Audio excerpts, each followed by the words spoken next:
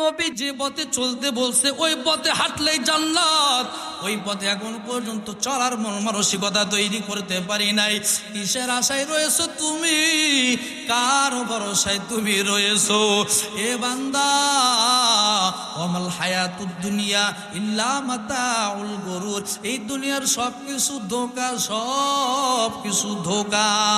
তাহলে নবীর সোহবত, নবীর টাচ, নবীর স্পর্শ লাগলে পরিবর্তন আসে না নাই বলেন? আসমা রাদিয়াল্লাহু তাআলা আনহা নবীর কাছে ডাক দিয়ে বলেন, ইয়া রাসূলুল্লাহ, ইয়া হাবিবাল্লাহ, আমার মা মুশরিকা, এখনো মুসলমান হই নাই, আপনাকেও দেখতে পারে না, সহ্য করতে পারে না। এই মুশরিকা আমার মা আমার সাথে দেখা করার জন্য আসছে। ও নবী গো, বলেন আমি দেখা করতে পারবো কিনা? আমার নবীজি বলে, আসমা রে, যেই মা তোকে গর্ভে ধারণ করেছে, তুমি যখন মায়ের গর্ভে প্রবেশ করেছো ওই দিন থেকে মা হিসাব করে করে করে করে পা বাড়াইছে, কদম বাড়াইছে, সাবধানতা অবলম্বন করে চলছে যাতে করে তুমি গর্ভের সন্তানের যেন কোনো ক্ষতি না হয়। সাবধান সাবধান। ওই মা কিন্তু তোকে পেটে রেখে ঠিক মতো আরামের মতো ঘুমাইতেও পারে নাই।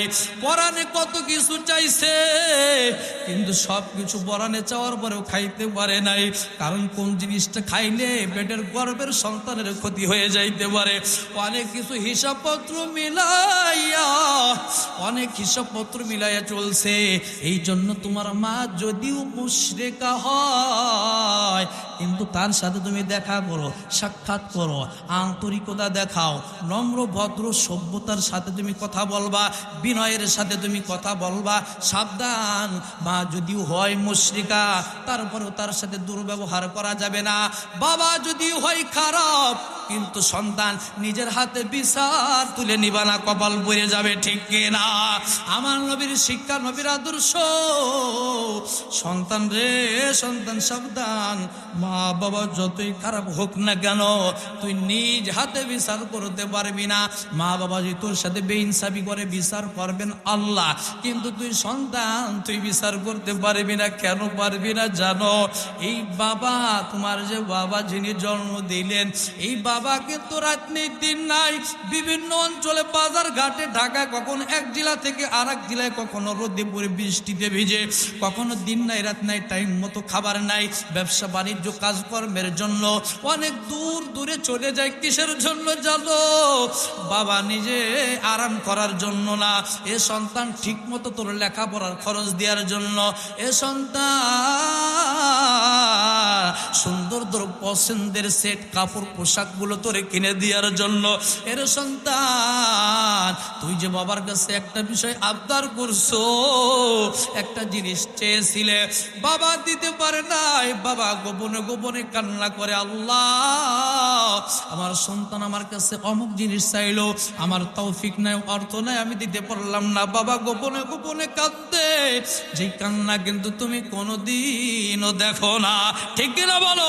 এই বাবা আবার মনে মনে নিয়ত করে, আল্লাহ আমার তৌফিক হইলে আমার সন্তান আমার কাছে মুখ ফুটিয়ে একটা জিনিস দাবি করলো, আমার সন্তানের আমি চাহিদা যেন পূরণ করতে পারি। তাহলে বাবা, এই বাবা নামের যে বৃক্ষ সামিয়ানা, আমার আপনার উপরে সামিয়ানা হয়ে দাঁড়িয়ে আছে, এত কষ্ট, এত মেহনত, এত দৌড়াদৌড়ি, দূর দূরান্তে ছুটে যায়, নিজের সুখের জন্য যাই না, সন্তানের ভবিষ্যৎ উজ্জ্বল করার জন্য, ভবিষ্যৎ গড়ার জন্য এই বাবার এত কোরবান ত্যাগ। কথা বলেন ঠিক কিনা? সেই বাবার যদি একটু ভুল পাইয়া যদি তুই আঙ্গুল তুলে কথা বলো, সেই বাবার গায়ে যদি হাত দাও, আমার আসমানের মালিক দুনিয়ার বুক থেকে তোর কপালে আগুন লাগায়া দিবে। এইটা কিসের আগুন জানো? এই আগুনটা হলো অন্য কোনো আগুন নয়, এটা হলো অশান্তির আগুন লাগায়া দিবে। আর যেই মা অনেক সময় সন্তান ভূমিষ্ঠ করতে যাইয়াও মাও তো মারা যায়, কোন মহিলা যদি সন্তান ভূমিষ্ঠ করতে যাইয়া মারা যায়, আমার আল্লাহ ওই মহিলাকে মাফ করে জান্নাতের মেহমান করে দেন। সুবহানাল্লাহ। ঈমানের দাবি যদি কোরবানি হয়, সে দাবি পূরণে আমি তৈরি থাকি যেন। ও গো দয়াময় আমার প্রভু দয়াময়।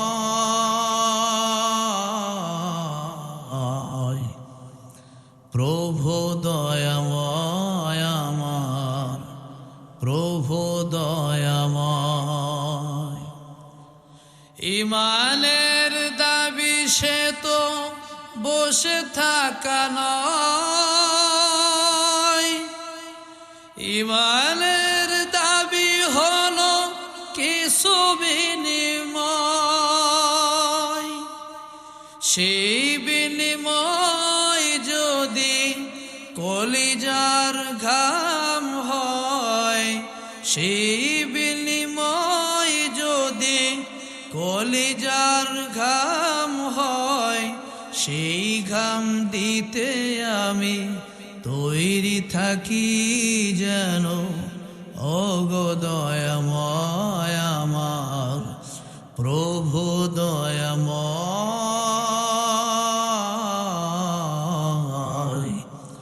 প্রভু দয়াময় আমার প্রভু দয়াময়। চিৎকার দিয়ে বলেন আমিন।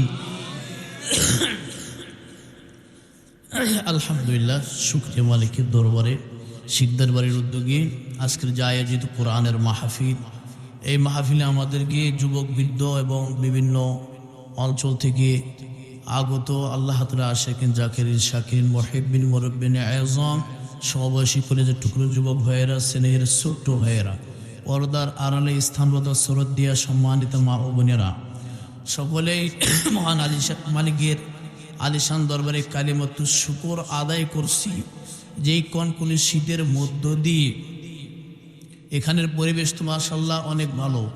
বাহিরে এবং আমি যেখানে বয়ান করেছিলাম ওখানে মানে কুয়াশায় স্টেজ এবং শ্রোতাদেরকে ঢেকে মিলেছে, একেবারে বেশি খোলামেলা। তারপরে পুরা ময়দান ভরা মানুষ, উঠে না একটা মানুষ। তা চতুর্পাশে বাড়ি ঘর ঘেরাও করা, সামিয়ানা তারপরে ঘের দিয়ে আছে। তারপরে আমাদের শীত তো কষ্ট হচ্ছে, অনেকে অনেকক্ষণ পর্যন্ত বসে আছেন। তারপরে রব্বে কারিম আমাদের প্রতি যে এতটুকু ইহসান করলেন, দয়া করলেন, বসার মতো সুযোগ, ধৈর্য, সবর আমাদেরকে দিয়েছেন, এই জন্য আমরা শুকরিয়া আদায় করি আলহামদুলিল্লাহ। জোরে আওয়াজ দিয়ে জোরে বলেন আলহামদুলিল্লাহ। কারো কারোর জন্য জীবনের আজকের মাহফিলটা শেষ মাহফিল হয়ে যেতে পারে। মানুষ বুড়া হলেই মরে না, মানুষ অসুস্থ হলেই মরে না। সুস্থ মানুষ বাসায় যাওয়ার পরে হঠাৎ করে একটু বুকের মধ্যে একটু খারাপ লাগছে কি শুইছে ঘুমায় গেছে, মারা গেছে। মানুষ বুড়া হলেই মরে না, অসুস্থ হয়েই মানুষ মরে না। মানুষ হঠাৎ এখন মারা যায়, মানুষ এখন হঠাৎই মারা যায়। তো এটা জীবনের শেষ মাহফিল হতে পারে। এই জীবনটা চলতে চলতে একদিন শেষ হয়ে যাবে, কথা বলেন ঠিক কিনা? এই জীবনটা একদিন চলতে চলতে আর চলবে না। তুমি আজকে মরলে কালকে তোমার কেউ খোঁজ নেবে না, ঠিক না? এই জীবনটা একদিন চলতে চলতে আর চলবে না। তুমি আজকে মরলে কালকে তোমার কেউ খোঁজ নেবে না। যারে আপন ভাবছো তুমি সে তো আপন নয়। মিশে মায়ার এই দুনিয়ায় কেউ তো কারো নয়, কেউ তো কারো নয়। এই জীবনটা একদিন চলতে চলতে আর চলবে না। তুমি আজকে মরলে কালকে তোমার কেউ খোঁজ নেবে না, ঠিক কিনা? বাবু ভাই ঘুমাননি? আছেন তো? বাবু ভাই হাসিটাই 100তে 100 আলহামদুলিল্লাহ। বাবু ভাই সহ সবার জন্য দোয়া করি আল্লাহ তাআলা নেক হায়াত বাড়াই দেন। জোরে বলেন আমিন। একটা মজার মানুষ, এর যে দেখে সেই এর একটু নাড়াইতে মন চায়। বাবু ভাই যে দেখে রে এই সময় একটু খুশানে দিলে ভালো লাগে না, তাহলে একটা মজার একটা ভিন্ন মানুষ আর কি। তা যাই হোক, অনেকক্ষণ হয়ে গেছে, ভূমিকা ছাড়াই বয়ানে যায়। আল্লাহ রাব্বুল আলামিন কালামুল্লাহ কোরআন সূরাতুন নাহাল 70 নম্বর আয়াতে বয়ান করতেছেন আমাদের উদ্দেশ্যে। আল্লাহ রাব্বুল আলামিন ডাক দিয়ে বলেন, রে গোলাম, হে বান্দা, পৃথিবীর মধ্যে যত মাখলুক বানাইছি সব থেকে দামি এবং সুন্দর মাখলুক বানাইছি তোমাদেরকে। ওয়াসাওয়ারাকুম ফাআহসানা সুওয়ারাকুম, তোমাদের সুন্দর আকৃতি সুন্দর গঠন দিয়ে আমি আল্লাহ তাআলা তোমাদেরকে বানাইছি।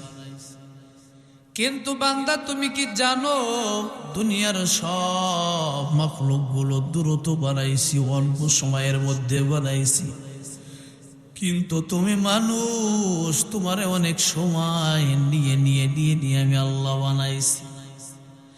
এই যে বিশাল আসমান, এই জমিন, এই আসমান এবং জমিন সহ এর মাঝে যাহা কিছু আছে সব কিছু আল্লাহ মাত্র 6 দিনে বানাইছেন। কয় দিনে? আর মানুষ, আমি আপনি মায়ের গর্ভেই ছিলাম 9 মাস 10 মাস পর্যন্ত। কথা বলেন ঠিক কিনা?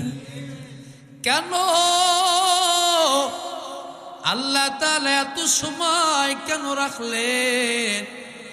আল্লাহ তাআলা বলেন, রে গোলাম, আমি যেই জিনিসকে ভালোবাসি মহব্বত করি ওই জিনিসটাকে অনেক সময় নিয়ে নিয়ে যত্ন করে করে করে বানাইলাম। সেই জিনিসটার নাম হলো ইনসান, মানুষ।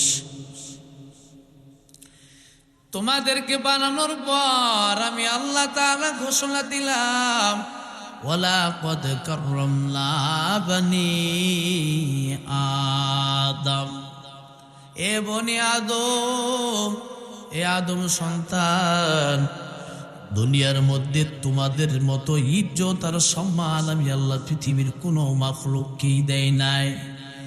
একটা দুর্গন্ধ, একটা বসা খাবার তুমি খাইলে তোমার অসুখ হইতে পারে, পেটের মধ্যে ব্যথা শুরু হইতে পারে, তোমার অন্যান্য রোগ জন্ম নিতে পারে, রোগ হইতে পারে। কিন্তু একটা পচা দুর্গন্ধ খাবার কুকুরে খাইলে সে অসুস্থ হয় না। কথা বলেন না কেন?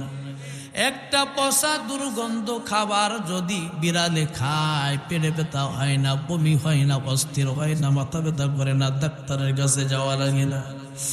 আমার আল্লাহ বলেন, ওয়ারাযাকাকুম মিনাত তাইয়্যিবাত, এর মানুষ তোর জন্য দুনিয়াতে সব থেকে সুস্বাদু ঘিরানযুক্ত পুষ্টিকর ভালো খাবারগুলো আমি আল্লাহ তাআলা ব্যবস্থা করে রেখেছি। সুবহানাল্লাহ।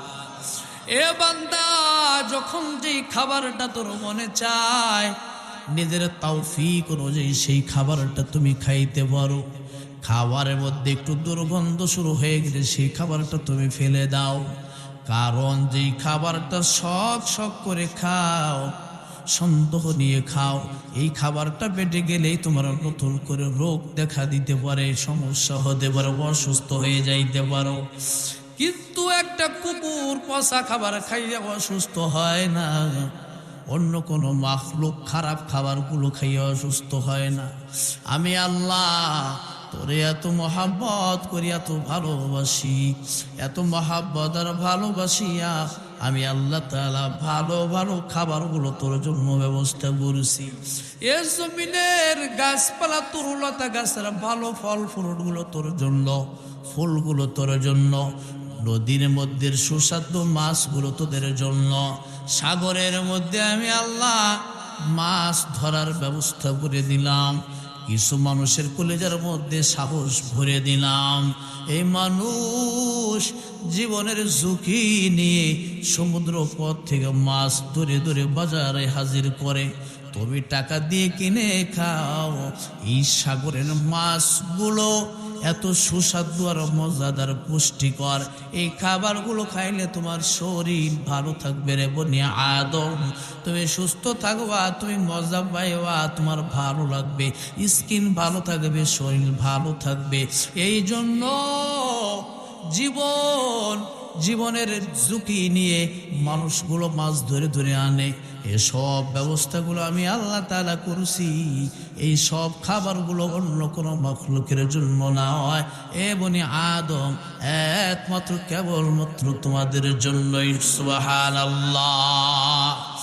আল্লাহ তাআলা বলেন, এ গোলাম বান্দা, আমি আল্লাহ এর বিনিময় দুনিয়ার মধ্যে সুন্দর পোশাক পরিচ্ছদ দিলাম, ভালো ভালো খাবার দিলাম, ফল ফ্রুট দিলাম, ভালো ভালো মাছ ধরে খাওয়াইলাম, বিদেশ থেকে এনে রং বেরঙের নতুন সুস্বাদু বিভিন্ন আইটেমের ফল ফ্রুট খাওয়ার ব্যবস্থা করলাম।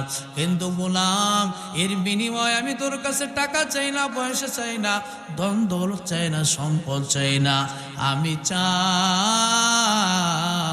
তোরে যেমন আমি ইজ্জত আর সম্মান দিয়ে দুনিয়ায় পাঠাইলাম, এই ইজ্জত সম্মান যেন ধরে রাখতে পারো, এই ইজ্জত সম্মান নিয়ে যেন আমি আল্লাহর কাছে আসতে পারো। দুনিয়ার মধ্যে নিজের ইজ্জত সম্মান নষ্ট করিয়া নিজে দুনিয়ার মধ্যে নাফরমানের কাতারে যাইয়া আমি আল্লাহর দরবারে যদি আসো, তাহলে তোমার অবস্থা হবে একেবারে চার বায়ু জানোয়ার পশুর থেকেও অবস্থা তোমার বড় খারাপ হয়ে যাবে। কথা বলো ঠিক কিনা? আমার আল্লাহ বলেন, বান্দা কোনো কিছুই চাই না, শুধুমাত্র তোর সম্মান আর ইজ্জতটা ধরে রাখার জন্য আমি আল্লাহকে ভুলবি না। আমি আল্লাহ তাআলার গোলামি দাসত্বের মধ্যে অটল মজবুত থাকবা। আল্লাহ তাআলা বলেন, বান্দা আমি আল্লাহ তাআলা প্রত্যেকটা দিন 5 বার তোরে ডাক দিলাম, রে গোলাম আয় আয়, আমি আল্লাহর ঘরে মসজিদে হাজিরা দিন। মুয়াজ্জিনের আহ্বানে সারা দিলি না, মসজিদের ঘরে তোরে পাইলাম না। এরপরেও আমি আল্লাহ তাআলা তোর প্রতি রাগ হই নাই, তুই 5 বেলার নামাজের জন্য আসো না, এর উপরে আমি আল্লাহ তাআলা তোর প্রতি রাগ হই নাই। আমি আল্লাহ তাআলা আরো স্পেশাল ভাবে ভিন্ন একটা সময়ে তোমারে ডাকলাম। এই সময়টা হলো ওয়াইবাদুর রহমানিল্লাযীনা ইয়ামশুনা আলাল আরদি হাওনা ওয়াইদা খাতাবাহুমুল জাহিলুনা ক্বালু সালামা ওয়াল্লাযীনা ইয়াবিতুনা লিরাব্বিহিম সুজদাও ওয়া কিয়ামা। আমার আল্লাহ তাআলা বলেন, শেষ রাত্রে আমি আল্লাহ তাআলা স্পেশালি ভাবে তোকে ডাক দিলাম, হে বান্দা আমি আল্লাহ তাআলা শেষ রাত্রেও তোকে ডাক দিলাম, একাকী গোপনে নীরবে নির্জনে আসিয়া আমি আল্লাহর কুদরতি কদমে সিজদা দাও। সব মানুষ যখন ঘুমিয়ে পড়ে তখন তুই গোপনে গোপনে আমি আল্লাহকে আল্লাহ বলে ডাক দাও। আমি আল্লাহ তাআলার কুদরতি দিল ঠান্ডা হয়ে যায়। তোমরা তো আজ বেহুশ হয়ে ঘুমিয়ে থাকো, এই দুনিয়ার মধ্যে আমি আল্লাহ তাআলা যে মানুষগুলোর উপরে সব থেকে বেশি রাজি এবং খুশি ছিলাম, এই মানুষগুলো রাতের ঘুমকে মাইনাস করে শেষ রাত্রে আরামের ঘুমকে হারাম কইরা কিসের শীত কিসের গরম আমি আল্লাহকে মনে প্রাণে ডাকতো, ভয় আর আশা নিয়ে ডাকতো। যেই নবীর যুগের সাহাবীরা তাদের ঈমান আনা, তাদের নেক আমল ভালো কাজ দেখা আসমানের মালিক এতটা খুশি, আল্লাহ তাআলা খুশি হইয়া বলেন রাদিয়াল্লাহু আনহুম ওয়া রাদু আন। আল্লাহ তাআলা এই কথা বলেন নাই যে সাহাবীরা আমি আল্লাহর প্রতি খুশি তাই আমি আল্লাহ তাদের প্রতি খুশি, এইভাবে বলেন নাই। আল্লাহ বলেন রাদিয়াল্লাহু আনহুম, আমি আল্লাহ তাদের প্রতি খুশি, তারা আমার প্রতি খুশি। সুবহানাল্লাহ। মানে কি বুঝলেন? যে তাদের ঈমান আনা এবং তাদের জীবন জিন্দেগি পরিচালনা করা এবং তাদের আমল দেখা আল্লাহ বলেন আমি আল্লাহ নিজে তাদের প্রতি রাজি এবং খুশি হয়ে গেলাম। সুবহানাল্লাহ। এত রাজি খুশি হওয়ার পরেও তারা শেষ রাত্রে আল্লাহ তাআলার দরবারে কেন কান্নাকাটি করতেন? কানু কালিলাম মিনাল লাইলি মা ইয়াহজাউন ওয়া বিল আসহারি হুম ইস্তাগফিরুন। তারা শেষ রাত্রে উঠা ইস্তেগফার করতো, কান্নাকাটি করতো আর বলতো আল্লাহ যেভাবে আমল করার দরকার সেইভাবে আমল করতে পারি নাই রে মালিক।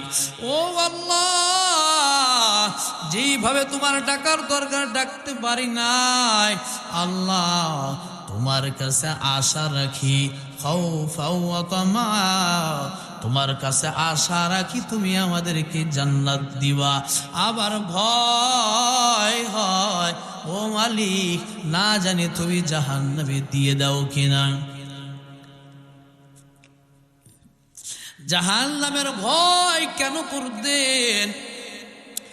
হযরত আবু বকর রাদিয়াল্লাহু তাআলা আনহু জাহান্নামের ভয়ে সব থেকে বেশি কাঁদতেন, আর গাছের দিকে তাকায়া তাকায়া বলতেন, ইয়া লাইতানি কুনতু আরাকা, এ গাছের পাতা, আমি যদি তোর মতো গাছের পাতা হইতাম আমার কোনো হিসাব নিকাশ থাকতো না।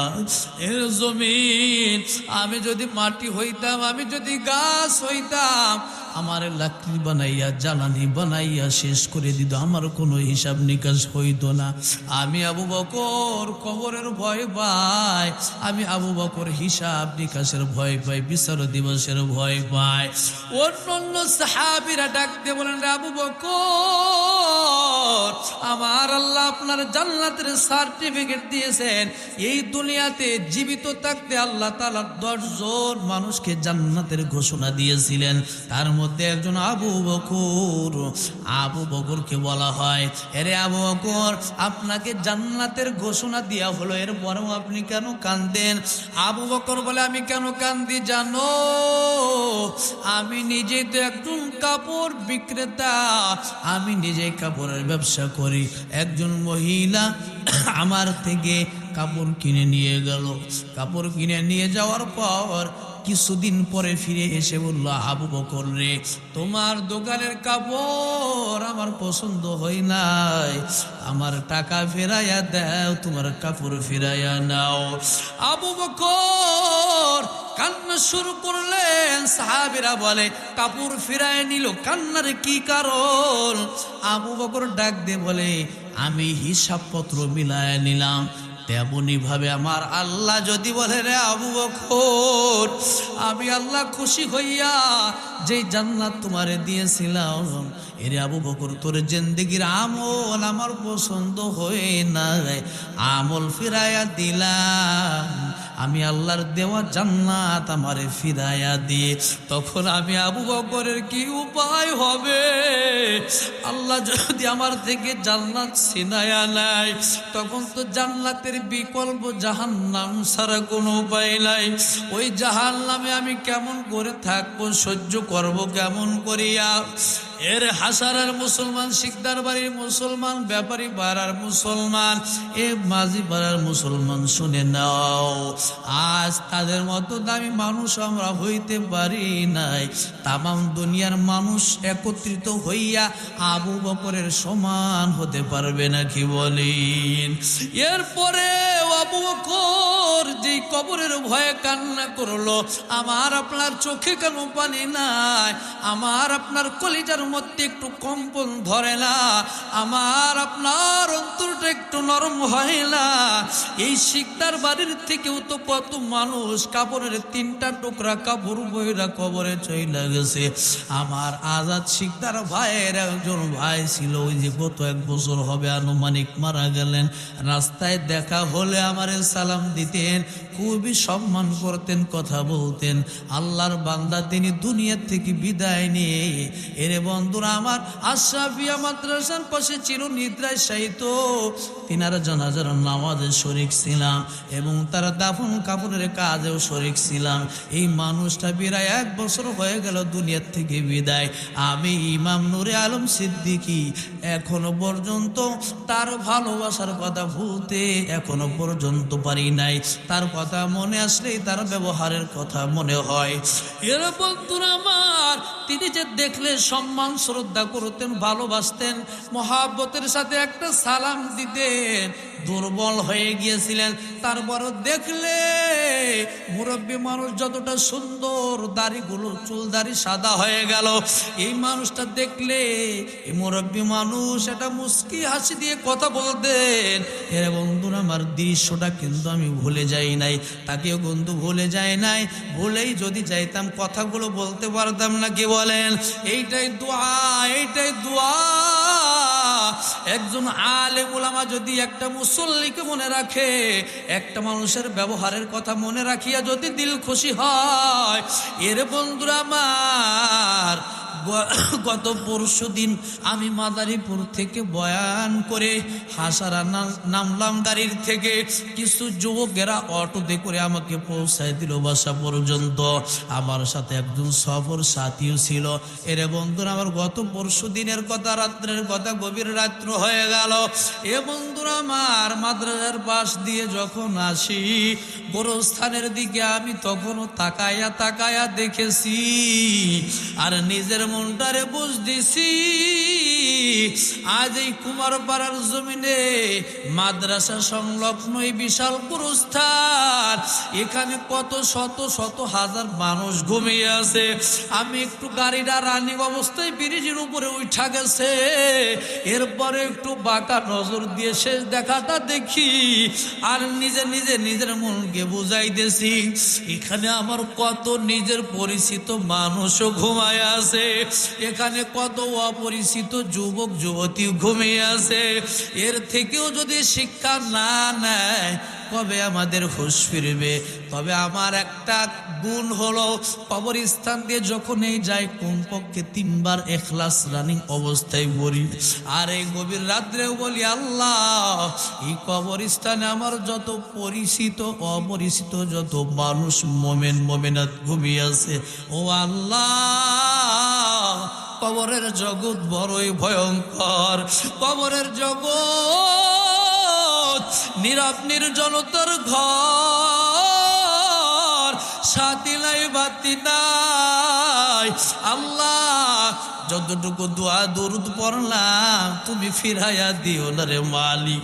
এই সওয়াবগুলো আল্লাহ কবরস্থানে যারা ঘুমিয়ে আছে প্রত্যেকের কবরে কবরে পৌঁছায়া দাও। সন্তান তোমার হক, তোমার কাজ কি তুমি জানো?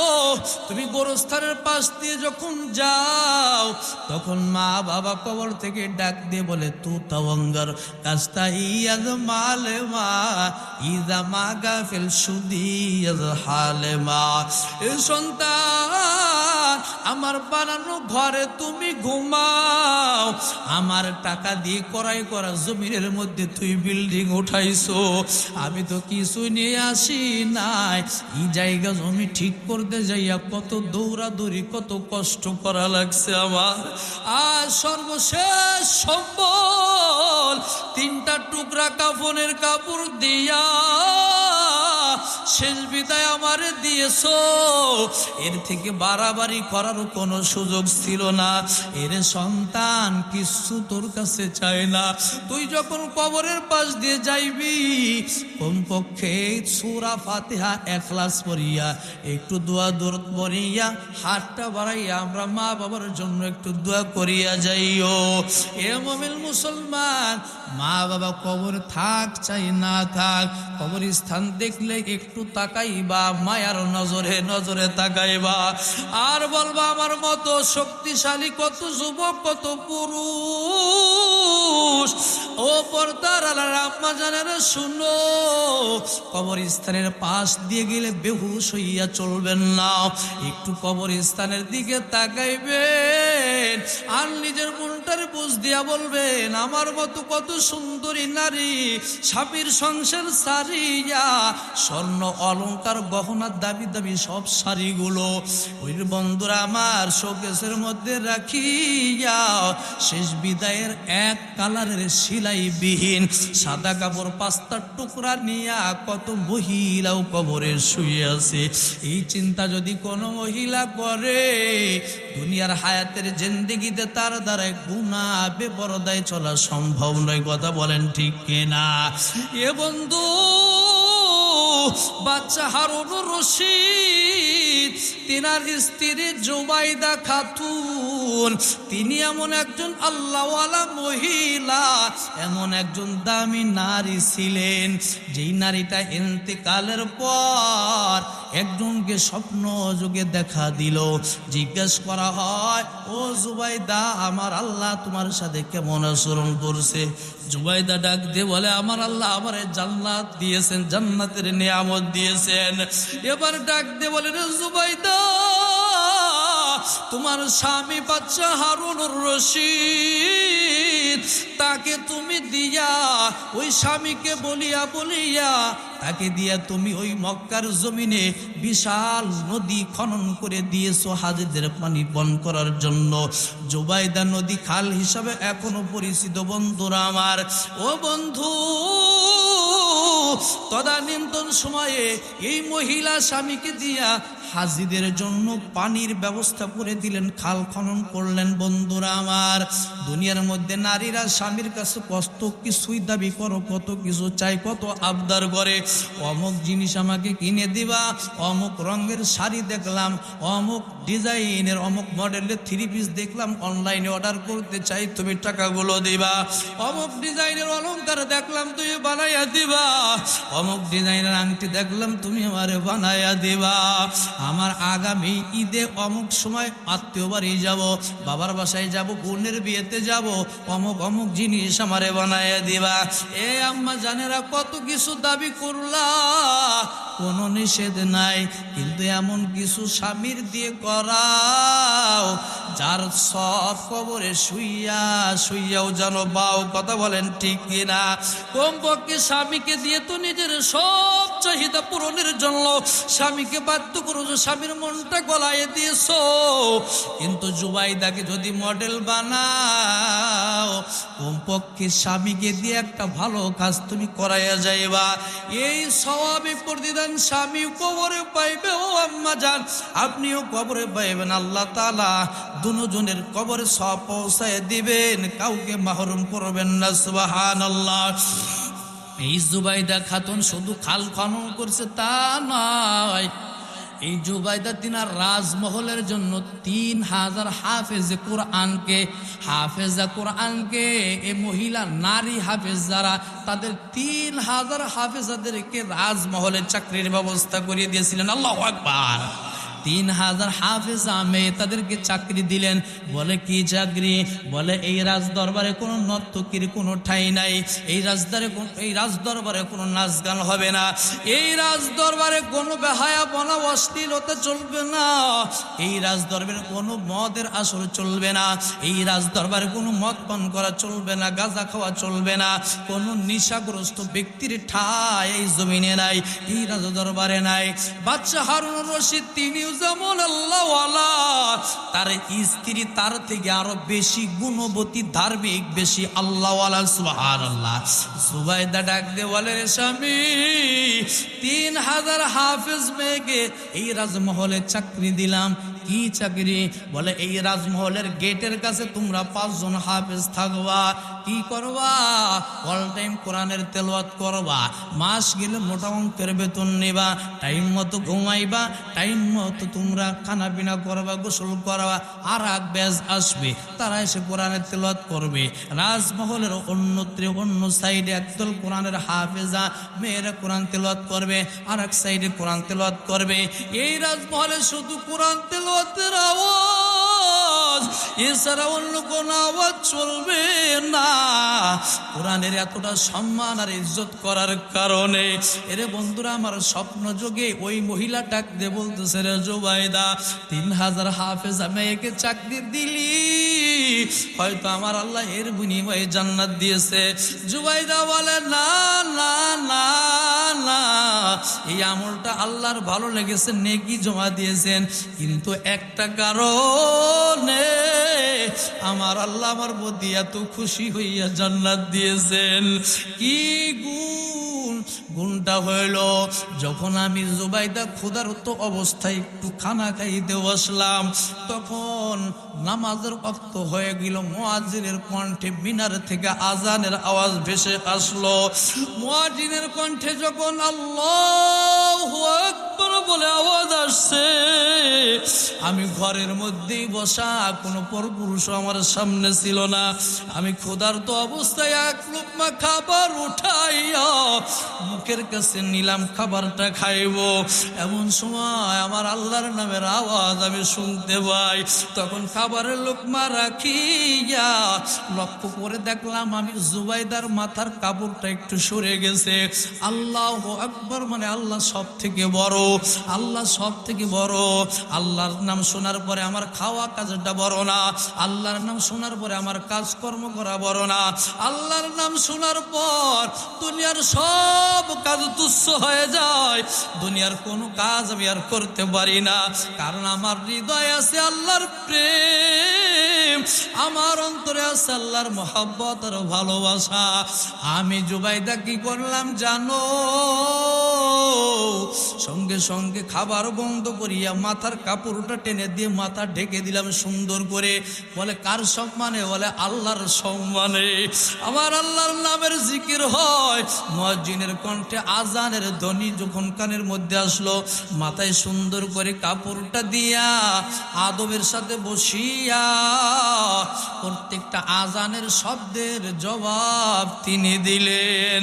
এই জুবাইদা ইন্তেকালের পর আমার আল্লাহ তাআলা ডাক দিয়ে বলে, জুবাইদা দুনিয়ার বুকে তোমার স্বামীকে দিয়ে কত পুণ্যের কাজ, কত ভালো ভালো কাজ করাইছো। আরে জুবাইদা নিজের নেতৃত্ব, নিজের পাওয়ার খাটাইয়া 3000 হাফেজে কোরআন, হাফেজা তাদেরকে চাকরির ব্যবস্থা করছো। এরে জুবাইদা তুমি একজন ফকিরের থেকেও 1 টাকার বিনিময়ে তো জান্নাত কিনে নিয়েছিলে। এরে জুবাইদা দুনিয়ার মধ্যে কত বড় বড় নেকের কাজ, পুণ্যের কাজ তুমি করেছো। সব কাজগুলোই ভালো, সব কাজগুলোই ভালো, সব কাজের নেকি তুমি পাইবা, প্রতিদান পাইবা। কিন্তু সব থেকে তোর জিন্দেগির যে আমলটা আমি আল্লাহর কাছে ভালো লেগেছিল, এরে জুবাইদা তোর জিন্দেগির সব থেকে যেই কাজটা আমি আল্লাহর কাছে পছন্দনীয় হয়েছিল, যেই আমলটা আমি আল্লাহ তাআলার কুদরতি দিল ঠান্ডা করে দিয়েছিল, আমি আল্লাহ তো আমার বান্দাদের দিকে অল টাইম কুদরতি নজর দিয়ে আমি তাকায়া থাকি। এ বান্দা শুনো, জুবাইদা বলেন আমার ইন্তেকালের পর আমার আল্লাহ তাআলা ডাক দিয়ে বলে, এ জুবাইদা মুয়াজ্জিনের কণ্ঠে আল্লাহু আকবারের ধ্বনি শোনার পর তুমি আমি আল্লাহর নামের প্রতি যেই সম্মান আর শ্রদ্ধা দেখাইছো, যেই ভালোবাসা দেখাইছো রে জুবাইদা, আমি আল্লাহ তাআলা তোরে এই গুণটা দেখে এতটা খুশি হইয়া গেলাম। সব নেক আমল থাকলো, তোরে এই একটা গুণের কারণে মাথার কাপড় টেনে দেওয়া এবং খাবার বন্ধ করে আজানের জবাব দেওয়া আমি আল্লাহর কাছে পছন্দ হয়। জান্নাতের পরিপূর্ণ নিয়ামত দিলাম রে জুবাইদা, জান্নাতের মধ্যে যাও, ঘোরাফেরা করো, নিয়ামত ভোগ করো। আল্লাহু আকবার, নারায়ে তাকবীর, নারায়ে তাকবীর। আল কোরআনের আলো, কোরআন সুন্নাহ যেখানে, নারায়ে তাকবীর। এ বন্ধুরা আমার, ও পর্দার আড়ালের আম্মা জানেরা আমার, জুবাইদার মতো একজন দামি মহিলা যদি নারী হইতে চাও, এ আম্মা জানেরা, যুবতী বোনেরা আমার শুনো, নিজের মাথার চুলগুলো পর পুরুষের দেখাস না। তুমি ইন্তেকালের পর, এ বোন, এ আম্মা জান, আপনার ইন্তেকালের পর চুলগুলো বেনি বানাইয়া বুকের উপর দিয়া দিবে, কাপড়ের কাপড় দিয়ে ঢাকিয়া দিবে। এই চুলগুলো যদি কোনো পর পুরুষকে দেখাও, দুনিয়ায় তোর কোনো মামলা হবে না, কিচ্ছু হবে না। জুবাইদা ঘরের মধ্যে থাকার পরও মাথার কাপড় টেনে দিয়ে আল্লাহকে যদি খুশি করে দেওয়ারে, আর তুমি কত বড় নির্লজ্জ বেহায়া হয়ে গেছো, শয়তান তোমারে গ্রাস করে ফেলেছে, যার কারণে তুমি রাস্তাঘাটে তোমার চুলগুলো মানুষকে দেখাও, দেখ আমার চুলগুলো কত বড় বড়, মাথার মধ্যে চুল অনেক বেশি, মাথার চুলগুলো পরপুরুষে দেখাইলি। ও মহিলারা শুনেন, এই এক একটা চুল বিষধর সাপ হইয়া তোমারে দংশন করতে থাকবে। নাউজুবিল্লাহ বলেন। আর কবরে যাওয়ার পর সর্বপ্রথম দুনিয়াতে যেই চুল নিয়ে তুমি বড়াই করেছো, যেই চুল নিয়ে অহংকার করেছো, আমার চুল মাথা ভরা চুল ছিল, চুলগুলো সুন্দর ছিল, এই মাথা আলগা করিয়া চুলগুলো পরপুরুষকে দেখাইছো। কবরে যাওয়ার পর সর্বপ্রথম মাথার চুলগুলো আগে খৈসা খৈসা পড়বে, মাথায় কোনো চুল থাকবে না, মাথার চামড়াগুলো বোকামা করে খেয়ে খেয়ে খেয়ে একেবারে তোমার কঙ্কল বানায়া দিবে। এ যুবক, ফ্যাশন দিয়ে চুল কাটিয়ে কারে দেখাও। কবরে যাওয়ার পরে সর্বপ্রথম মাথার চুলগুলো পরিয়া মাথাটা টাক হয়ে যাবে, মাথায় কোনো চুল থাকবে না, একেবারে কঙ্কল বানায়া দিবে। আমি জুমার মসজিদে মাঝে মধ্যে বয়ানে এই চুল নিয়ে একটা বয়ান করে থাকি। বয়ানটা হলো আল্লাহ রসুল সাল্লাল্লাহু আলাইহি ওয়াসাল্লামের একজন সাহাবী, মাথার চুলগুলো ছিল কোকড়ানো, এলোমেলো চুল ছিল, মাথার মাঝখানে সিটি কাটতে পারতো না। এর বন্ধুরা আমার নবী মদিনাওয়ালা পয়গম্বর রহমাতুল্লিল আলামিন পয়গম্বর আমার মাথার মাঝখান বরাবর সিথি কাটতেন, এইটা নবীর সুন্নাত। আমরা ডান পাশে কেউ বাম পাশে সাইড করে কাটি, এটা সুন্নাত নয়। মাঝখান বরাবর সিথি কাটতেন আমার নবীজি। কিন্তু একদম সাহাবীর চুলগুলো এলোমেলো কোকড়ানো চুল দিয়ে তো সিথি কাটা যায় না। এই সাহাবীর মনের মধ্যে দুঃখ, মনের মধ্যে কষ্ট, আমার মাথার মাঝ বরাবর আমি কিভাবে একটু সিথি কাটবো, দাগ বসাইবো, ও কোনোভাবে চিরুনি দিয়ে চুলগুলো বাঁকা করা যায় না, কোকড়ানো চুল আবার চুল জায়গায় চলে যায়।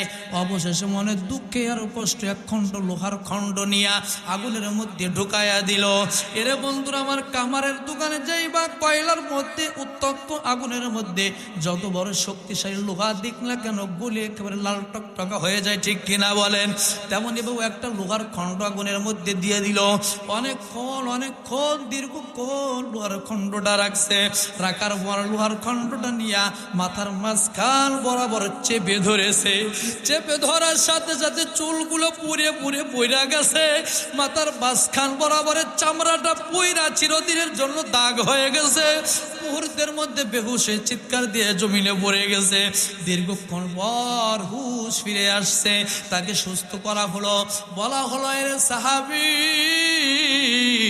এমন এক পাগলামি করতেছিলে, তোর জীবনটাই দোবা ছেড়া।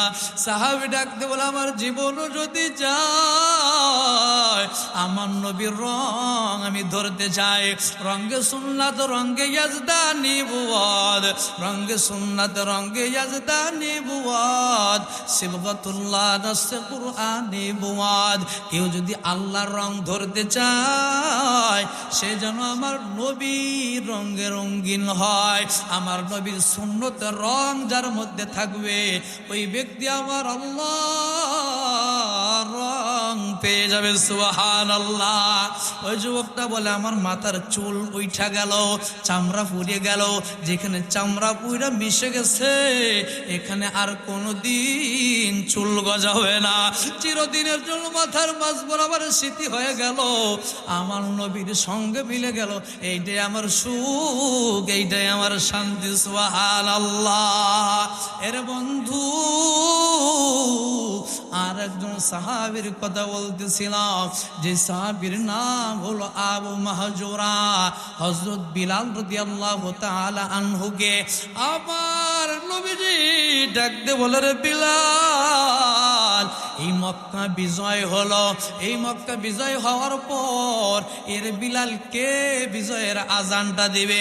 আবু বকর মনে মনে চিন্তা করতেছিল, আমি সব থেকে বড় দামি সাহাবী, হয়তো মক্কা বিজয়ের দিন আজকে খুশির দিন, এই খুশির সুসংবাদে আমার নবীজি হয়তো আমি আবু বকরকে বলবে, আবু বকর রে আজকের বিজয়ের আজানটা তুমি দাও।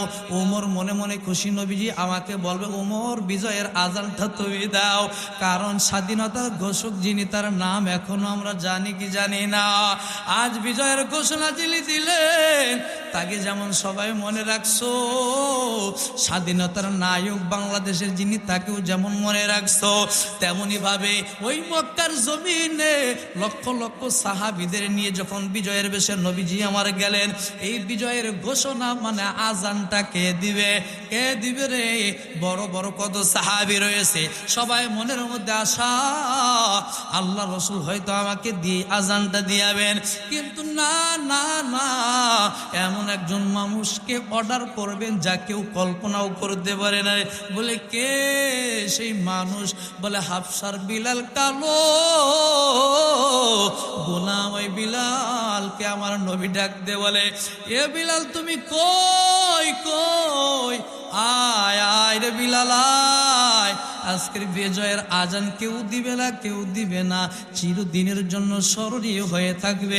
এ বিলাল আমি নবীর অর্ডার, তুমি কালো, তুমি গোলাম, তুমি গরিব, তুমি নিঃস্ব বংশের মানুষ, কিন্তু আমার আসমানের মালিক তোমার এতটা সম্মান আর ইজ্জত দিয়েছে, আমি নবী কেন ইজ্জত দেব না? বিলাল রে মক্কা বিজয়ের আজান তোমার কণ্ঠে শুনতে যায়। আল্লাহু আকবার, নারে তাকবীর। বিলালকে নবীজি আমার ডাক দিলেন, সাহাবীরা তাকিয়ে রইলেন। বিলাল মক্কা বিজয়ের আজান দেয়। আজান দেওয়ার পর বিলালের আজান ব্যঙ্গ করে করে ছোট্ট কয়েকটা বালক বিলালের সাথে সাথে সুর মিলায়া মিলায়া আজান দেয়। নবীজি আমার ডাক দিয়ে বলে, যুবকেরা আয় আয় আয়, এদিকে আয়, তোমরা কেন বিলালের সাথে এমন কেন করো? দুই তিনটা পোলাপন দৌড়াইয়া পলায়ন করলো। একটা ছেলে দাঁড়িয়ে গেল যার নাম হলো আবু মাহজুরা। আমার নবীজি মাথার মধ্যে হাত দিয়েছেন, ঘুমায় না কিনা জুলকারে, মাথার মাঝখানে হাত দিয়া এক মুষ্টি চুল আমার নবীজি ধরেছে। ধরার পরে বলে, এ আবু মাহজুরা, আবার তোর কণ্ঠে একটু আজান শুনতে চায়। তার কারণ তার কণ্ঠ, তার লাহানটা ভালো ছিল, আমার নবীর কাছে পছন্দ হয়। যদিও ছোট্ট বালক, হয়তো 8-10 বছর 11 বছর বয়স হবে। আবু মাহজুরাকে নবীজি পুনরায় আজান দেওয়ার নির্দেশ দিলেন। ও আজান দেয়।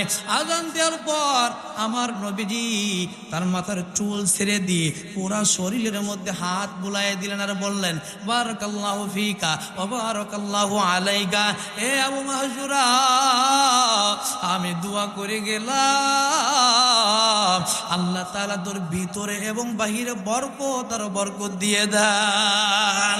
এ বন্ধু, এবার নবীজি আমার বলে, আবু মাহজুরা তোমারে ছুটি দিয়ে দিলাম, যাও যাও, তুমি চলে যাও, চলে যাও। আবু মাহজুরা নীরব নিস্তব্ধ হয়ে দাঁড়িয়ে আছে, ডাইনে তাকায় না, বামে তাকায় না, পিছনেও যায় না, সামনেও যায় না। আমার নবীজি ডাক দেওয়াল, আবু মাহজুরা রে, তোরে তো ছুটি দিয়ে দিলাম, কেন তুমি যাও না? কেন তুমি যাও না? ওয়াজ বুঝতেছেন তো? এ মাহজুরা, কেন তুমি যাও না? আবু মাহজুরা আমার নবীজি তাকায়া দেখে চোখের কোনা দিয়ে টপ টপ করে পানির ফোঁটা বেয়ে বেয়ে পড়ে। আবু মাহজুরা এই 10 বছরের বালক ডাক দিয়ে বলে, ও গো নবী, আপনি আমার গায়ে হাত লাগাইয়া বরকতের দোয়া করেছেন।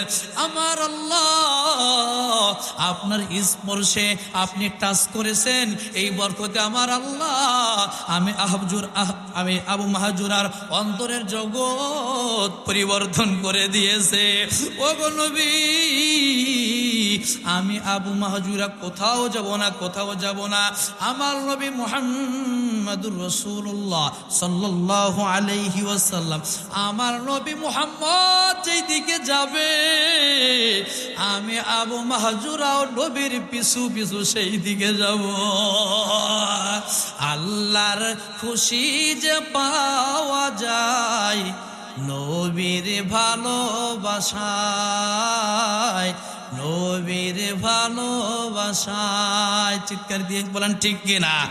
আবু মাহজুরা বলে, ইয়া রাসূলুল্লাহ, আমি অন্য কোথাও যাব না, আপনি নবী যেই দিকে যাবেন আমি সেই দিকেই যাব। এরপরে আমার নবীজি বলে, আবু মাহজুরা রে, যতদিন তোর হায়াত থেকে আমি নবী মক্কার মুয়াজ্জিন তোরে বানাই দিলাম, আমার বিলাল মদিনার মুয়াজ্জিন। আবু মাহজুরা, তোকে আমি নবী মক্কার মুয়াজ্জিন বানাই দিলাম, মৃত্যুর আগ পর্যন্ত মুয়াজ্জিনি করে দুনিয়া থেকে বিদায় নিয়েছেন। আল্লাহু আকবার। রে বন্ধুরা আমার, এখানেই কথা কিন্তু শেষ নয়। আবু মাহজুরা মাথার মাঝখানে যে চুলগুলো নবীজি ধরেছিল, এই চুলগুলো মৃত্যুর আগ পর্যন্ত কোনো দিল না। ওই আবু মাহজুরা চুলগুলো কাটে নাই। চুলগুলো কত বড় হয়ে গেল। এই চুলগুলো যত্ন করে করে রেখে রেখে সুন্দর করে পেঁচায় রাখে, পকেটে রাখে, কিন্তু কোনোদিনও কেটে ফেলে দেয় না। বলে কেন কেন জানো? বলে যে চুলগুলো আমার নবীজি নিজে হাতে ধরেছেন, ওই চুলগুলো আমার মাথায় থাকাই শোভা পাই। ওই চুলগুলো আমি যদি কেটে ফেলে দিই তাহলে মানুষের হাতে পায়ের তলে পড়বে, জমিনের সাথে মিশে যাবে। না না, আমার নবীজির রহমত আর বরকতের হাত দিয়া যে চুলগুলো ধরছে ওই চুলগুলো মৃত্যু হয়ে যাবে। আমি আবু মাহজুরার মাথা থেকে চুল জমিনে ভরবে না। আরে মহব্বত, আরে ভালোবাসা কারে কয়? নবীর আশিক হইলে এমন ভাবেই তো হইতে হয়। নবীর টাচ লাগলে মানুষের জিন্দেগি কেমন পরিবর্তন হয়ে যায়। এ হাসানের মুসলমান বলো, আমরা সেই নবীর উম্মত কিনা বলো? তাহলে কত বড় দামি নবীর দামি উম্মত আমরা। আজ দুনিয়ার মধ্যে আল্লাহ তাআলা স্ত্রী দিলেন, সন্তান আদি দিলেন, ঘর বাড়ি দিলেন, টাকা পয়সা দিলেন, দুনিয়ার সব কিছু সুখ শান্তির বস্তু সামগ্রী উপকরণ দিলেন, কিন্তু রে বান্দা এখনো পর্যন্ত নবীর প্রকৃত আদর্শের সৈনিক হতে পারি নাই। এখনো নবীর মহাব্বতের ভালোবাসার উম্মত হইতে পারি নাই। এখনো পর্যন্ত নবীর পরিপূর্ণ ভালোবাসা অন্তরে ঢুকাইতে পারি নাই। এখনো পর্যন্ত নবী যে পথে চলতে বলছে ওই পথে হাঁটলেই জান্নাত, ওই পথে এখন পর্যন্ত চলার মানসিকতা তৈরি করতে পারি নাই। কিসের আশায় রয়েছো তুমি? কার ভরসায় তুমি রয়েছো? এ বান্দা, ওয়ামাল হায়াতুদ দুনিয়া ইল্লা মাতাউল গুরুর, এই দুনিয়ার সব কিছু ধোঁকা, সব কিছু ধোঁকা। তাহলে নবীর সোহবত, নবীর টাচ, নবীর স্পর্শ লাগলে পরিবর্তন আসে না নাই বলেন? এ বন্ধুরা আমার, আম্মা জান আয়েশা সিদ্দিকা রাদিয়াল্লাহু তাআলা আনহা একবার ছোট্ট মানুষ, তিনি রুটি বানাইতেছিলেন, মানে আটার খামির তৈরি করতেছিলেন। আটা মাখানোর পর ছোট্ট মানুষ একেবারে ক্লান্ত অবস্থায় ঘুমায় পড়ছে। ঘুমানোর পর এবার ছাগল বকরিগুলো ঘরের মধ্যে ঢুকিয়া আটা যেগুলো তৈরি করে রেখেছে, আটাগুলোর মধ্যে ছাগলে মুখটা লাগাইয়া আটা খাওয়া শুরু করে দিয়েছে। ছাগলের প্রিয় খাবার, কথা বলেন না কেন? হ্যাঁ, ছাগল আটা খায় না? আটা খায়। আটাগুলো রুটি বানানোর জন্য মাখলেন, মাখানোর পরে খামির তৈরি করলো। এরপরে আম্মা জান আয়েশা তো ছোট্ট মানুষ ছিলেন, মেয়ে আমাদের আম্মা জান আয়েশা সিদ্দিকা রাদিয়াল্লাহু তাআলা আনহা, উনি দুর্বল, মানে ছোট্ট মানুষ, ক্লান্ত অবস্থায় ঘুম আসছে, ঘুমিয়ে পড়েছে। হাতের মধ্যে আটা মাখানো, পাশেই আটা রয়েছে। বন্ধুরা আমার, একটা পাত্রের মধ্যে ছাগলগুলো ঘরের মধ্যে ঢুকে আটাগুলো খেয়ে ফেলে। নবীজি আমার দিনের দাওয়াত দিয়ে ঘরের মধ্যে ঢুকলেন। নবীজিও তো ঘর মাখত, ক্লান্ত হয়ে গেছে, অনেক দূর পথ অতিক্রম করে ঘরে ঢুকছে। ঘরে ঢুকার পরে দেখে স্ত্রী আম্মা জান শুয়ে পড়েছে, আর আটাগুলো ছাগলে খায়। আমি আপনি যদি এমন হইতাম, এমন অবস্থার সম্মুখীন হইতাম, আগে একটা চিৎকার দিয়ে স্ত্রীকে ধমক দিয়ে উঠাই দিতাম, আর যদি বদমিজাজি হয় এটা জাটা দেও বাড়ি মেরে বসতাম। কথা কয়টা কেন? এই এত টাকার আটাগুলো খাইয়ে ফেললো। তোরে বিয়ে করে আনছে কি ছাগল দেখানোর জন্য? হ্যাঁ, দুইটা ইংরেজি বলে দুই লাঠি আছে না নাই? কথা কয় না? এর আল্লাহর ওলি নাই এলাকায়? হ্যাঁ, এর বিসমিল্লাহ সারা শ্বশুরি মেয়েদের দে 2-3-4 লাফ। আল্লাহ। কিন্তু নবীজি আমার বলেন, এ দুনিয়ার উম্মত, আমি নবীর আদর্শটা কেমন একটু দেখ। আমি নবীজি কি করলাম, আস্তে করে আয়েশাকে জাগ্রত করলাম। আয়েশা ঘুম থেকে, আম্মাজান আয়েশা ঘুম থেকে জাগ্রত হইয়া আমার নবীজিকে দেখিয়া একটু হতভম্ব হয়ে গেল। আমার নবী মুসকে মুসকে হাসে আর কয়, আয়েশা রে, এমন স্বামী পাও নাই, তোমার রাগ করবে, ভয় পেও না, ভয় পেও না। এবার নবীজি তরবারিটা পাশে রাখলেন, নবী ঘরমুগ্ধ হয়ে গেছেন, ক্লান্ত। এ আয়েশা, তুমি বিশ্রাম নাও, তুমি একটু বিশ্রাম নাও, আমি নবী নিজেই হাতে রুটি বানাই। আম্মা যেন বলেন, না না নবী গো, আপনি অনেক কষ্ট করে ঘরে ফিরছেন, আপনি আবার ঘরে এসেও কষ্ট করবেন, আমি আয়েশা মেনে নিতে পারি না। এই কথা বলতে বলতে নবীজি এক দুইটা রুটি বানিয়ে ফেললেন। আম্মা যেন আয়েশা রুটিগুলো নিয়ে পাক করা শুরু করে দিলেন। সব রুটিগুলো পাক হয়, নবীর হাতে যে রুটিটা বানানো, ওই রুটি আর সিদ্ধ হয় না। আল্লাহু আকবার বলেন। আমার নবী ডাক দিয়ে বলে, আয়েশা, ও আয়েশা, যেই রুটির মধ্যে আমি নবীর টাচ লাগছে, ওই রুটিটা কখনো দুনিয়ার আগুন তো দূরের কথা, জাহান্নামের আগুন পর্যন্ত ওই রুটিটাকে জ্বালাইতে পারবে না। আল্লাহু আকবার। এর বন্ধুরা আমার নবী বলেন, আমার উম্মত যদি খাঁটি উম্মত হতে পারে, আমি নবীর দেখানো রাস্তায় যদি চলতে পারে, আমি নবীর পরিপূর্ণ ভালোবাসা অন্তরে নিয়ে যদি চলতে পারে, আমি নবী কথা দিলাম, আমার এই উম্মতকে জাহান্নাম জ্বালানো তো দূরের কথা, আমি নবীর উম্মতের মধ্যে যদি আমি নবীর ভালোবাসা থাকে, তাহলে ওই উম্মতকে জাহান্নাম জ্বালানো তো দূরের কথা, জাহান্নামের আগুন আমার ওই উম্মতের জন্য একেবারে ঠান্ডা শীতল হয়ে যাবে। সুবহানাল্লাহ। তাহলে বন্ধুরা আমার, পূর্বের একটু আলোচনায় চলে যায়। নবী আমার শিক্ষা দিলেন স্ত্রীদের সাথে কেমন আচরণ করবা। তোমার মেজাজ খারাপ হইতে পারে, যত দূর সম্ভব স্ত্রীকে যথাযথ সম্মান করবা, ভালোবাসা দিবা। তার কারণ হলো, স্ত্রী যখন তোমার হাত ধরে তোমার ঘরে আসছে, তোমার ঘরে আসার পর আপন কিন্তু কেউ নাই, রক্তের বন্ধনের কেউ নাই, তার বন্ধু বান্ধব, আত্মীয় স্বজন, মা বাবা, ভাই বোন, ছোট ভাই, ছোট বোন, জোরের বোন, সবাইকে সারিয়া চিরদিনের জন্য তুমি একজন অপরিচিত পুরুষ তোমার হাতটা ধইরা তোমার ঘরে আসছে। এই জন্য শ্বশুরের মেয়ের উপরে জুলুম করবা না, স্ত্রীর মর্যাদা দেবা, মহব্বত করবা, সম্মান করবা, ভালোবাসা দিবা। এই ক্ষেত্রে আমি আরো এক ধাপ বয়ান বাড়াইয়ে বলি, এ যুবক শোন, স্ত্রীর জায়গায় স্ত্রীকে রাখবা, মাকে মায়ের জায়গায় রাখবা, বাবাকে বাবার জায়গায় রাখবা, শ্বশুরকে শ্বশুরের জায়গায় রাখবা। শ্বশুর শাশুড়ি বেড়াইতে আসলে নিজের তৌফিক অনুযায়ী আদর আপ্যায়নের ব্যবস্থা করবা, তাদেরকে সম্মান শ্রদ্ধা দিয়ে কথা বলবা, তাদেরকে অপমান করবা না, নিজের যতটুকু তৌফিক আছে তাদের আপ্যায়ন খাবারের ব্যবস্থা করবা। কিন্তু সাবধান, শ্বশুর শাশুড়িকে যদি করবা না, স্ত্রীর জায়গায় স্ত্রীকে রাখিয়া তাকে ভালোবাসা দিবা, স্ত্রীর কথা শুনিয়া মা বাবার সাথে দুর্ব্যবহার করবি না, আবার মায়ের কথা শুনিয়া স্ত্রীর উপরে টর্চারিং করবি না। আবার মা নিজের জন্মদাতা মা বাবার সামনে, জন্মদাতা বাবা এবং গর্ভধারিণী মায়ের সামনে শ্বশুর শাশুড়িকে গুণ মা বাবা বলবা না। কিছু কিছু ইসলামের দৃষ্টিতে কিছু কিছু জিনিস, কিছু বিষয় আছে জায়েজ করা যায়, কিন্তু না করলে ভালো। শ্বশুর শাশুড়িকে আম্মা বলো, আব্বা বলো, নিষেধ নাই, কিন্তু মনে রাখবা, নারী সিরা যে মা তোমাকে গর্ভে ধারণ করেছে, তার সামনে শাশুড়িকে বারবার মা যদি বলো, মায়ের মনে যদি বিন্দু পরিমাণ কষ্ট লেগে যায়, আমার আসমানের মালিক নারাজ হয়ে যাবে। এই জন্য শাশুড়িকে প্রয়োজন মতো আম্মা বলিও, শাশুড়িকে আম্মা বলিও, আর নিজের মাকে মা বলে ডাক দিবা। শ্বশুরকে সম্মান শ্রদ্ধা করবা, কিন্তু জন্মদাতা পিতার সামনে বাবার উপরে শ্বশুরকে প্রাধান্য দিবা না, মায়ের উপরে শাশুড়িকে প্রাধান্য দিবা না। আবার মা বাবার কথা শুনিয়া শ্বশুর বাড়ির কোনো আত্মীয় স্বজনকে ছোট্ট করবা না। এটা আমার নবীর আদর্শ, নবীর শিক্ষা।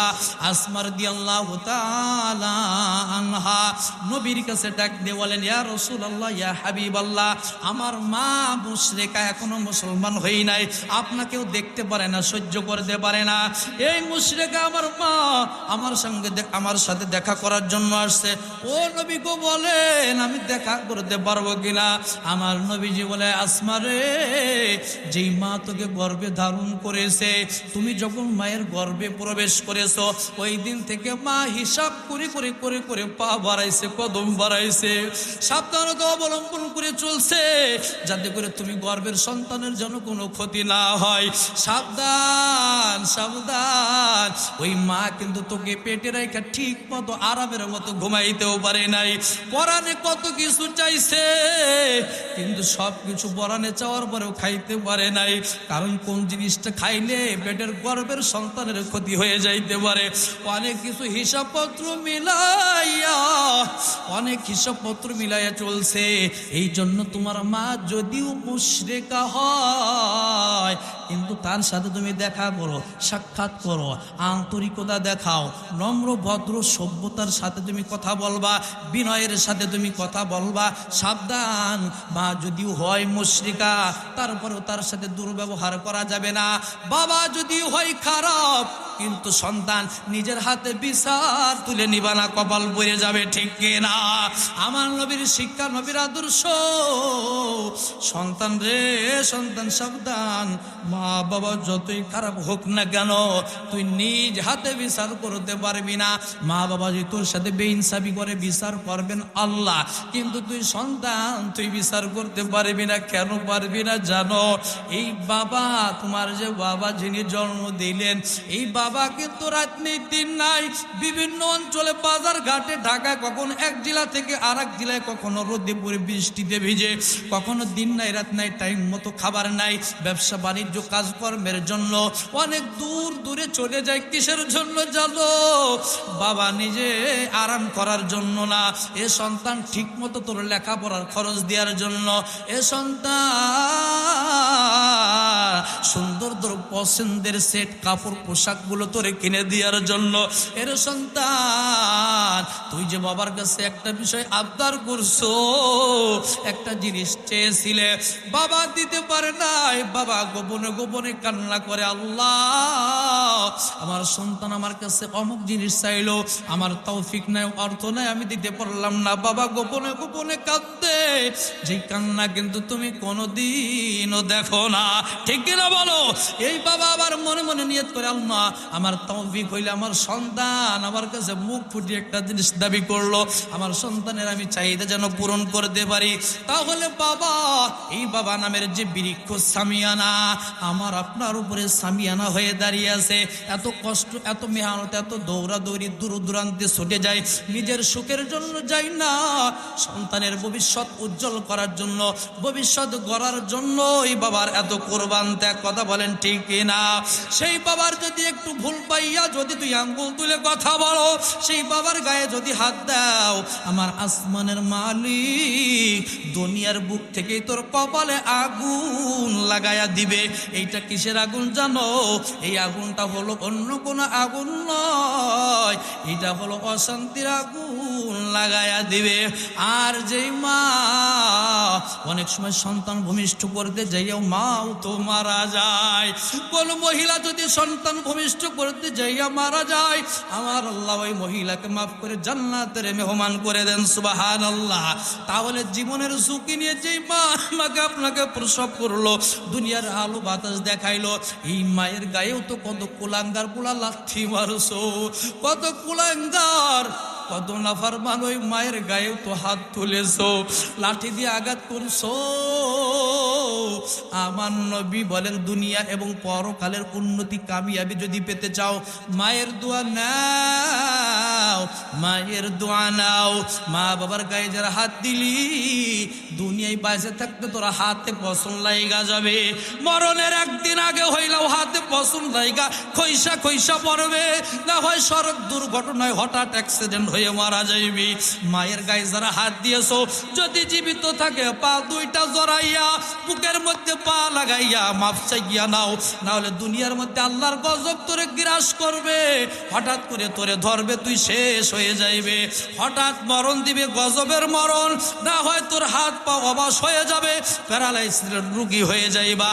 আল্লাহ তাআলা দুনিয়ায় তোর নগদ আযাব দেবে, হয় 2 দিন আগে, না হয়তো পরে, না হয়তো তোর অঙ্গ প্রত্যঙ্গ সবকিছু ভালো রাখবে।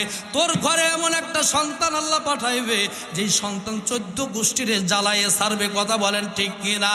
এই জন্য নবী আমার বলেন দুনিয়ার উন্নতি কামিয়াবি যদি পেতে চাও, যদি তুমি কামিয়াবি সফল হতে চাও, মা বাবার দোয়া নিবা।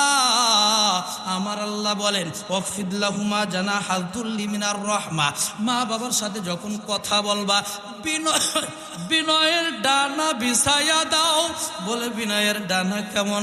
বলে মা বাবার সাথে যখন কথা বলবা তোর আওয়াজ যেন মা বাবার উপরে, আওয়াজের উপরে যেন না যায়, তোমার আওয়াজটা মা বাবার আওয়াজের থেকে নিচু স্বরে হবে। তোমার আওয়াজ এবং তোমার চোখ যেন বাবার চোখে চোখে পড়িয়া চোখ রাঙ্গাইয়া যেন কথা না বলো, নত শিরে তুমি বাবার সামনে দাঁড়াইয়া দাঁড়াইয়া কথা বলবা, নত হইয়া মায়ের সাথে কথা বলবা। মা যেন গর্ব করে বলে আমার ছেলের মতো ভদ্র ছেলে নাই, বাবা যেন গর্ব করে বলে আমার সন্তানের মতো ভদ্র ছেলে হয় না। এমন কথা যদি বাবা দিল থেকে বলে রে সন্তান তোর কপাল আজ হোক কাল হোক 10 বছর পরেও হইলেও তোর কপাল এমন ভাবে খইলা যাবে, আল্লাহ তাআলা তোর জিন্দেগিতেও যদি বরকত না দেয়, মানে তোর বিবাহের আগ পর্যন্ত, বিবাহের পরে তোর ঘরে এমন একটা সন্তান দিবে, এই সন্তানটারে 20 বছর লালন পালন করবি, আল্লাহ তাআলা বাহিরের উন্নত একটা রাষ্ট্রে পাঠাইয়া দিবে, লক্ষ লক্ষ টাকা তোর হাতে আল্লাহ পৌঁছায়া দিবে। এক সময় তোর ভাত জুটে নাই, 3 বেলা খাইতে পারো নাই, সিরা কাপড় বয়ে চলেছ, আমার আল্লাহ বলে তোর কপাল যখন কইলা দেব মাসে মাসে টাকা তোর কাছে চলে আসবে। দুনিয়ার সুখ ইজ্জত আমি বাড়ায় দিতে আমি আল্লাহর কাছে সময় লাগে না, ঠিক কিনা বলো? আল্লাহ রাব্বুল আলামিন এই শীতের মধ্যে বসে বসে যারা আমরা বয়ান শুনলাম, রব্বে কারীম সবাইকে মাফ করে কবুল করে নেন, বলেন আমিন।